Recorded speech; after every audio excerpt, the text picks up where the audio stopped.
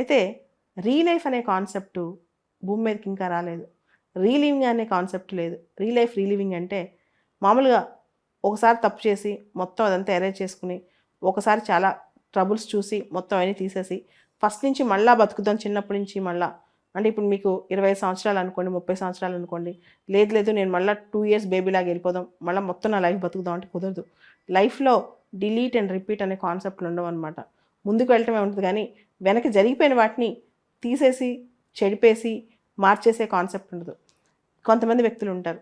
గతంలో జరిగినవి, గతంలో వచ్చినవి, గతంలో చూపించుకున్నవి ఇవన్నీ మర్చిపోయినట్లు బతుకుతుంటారు. కానీ ఖచ్చితంగా గతం లేనిదే మనిషి ఉండడు. ఏదో ఒక విధంగా వాళ్ళ కాన్షియస్‌లో లేదా వాళ్ళ మనసులో గతం అనే జ్ఞాపకాలు అది మంచో చెడో అవన్నీ ఉండే ఉంటాయి. కానీ అది మర్చిపోయినట్టు నటిస్తూ బతుకుతుంటారనమాట. అయితే ఒక మనిషిగా మన చేతిలో ఉన్నది మాత్రం భవిష్యత్తుని మార్చుకోవటం. నేను ఒక చిన్న నేను చదివిన ఒక సర్వే చెప్తాను.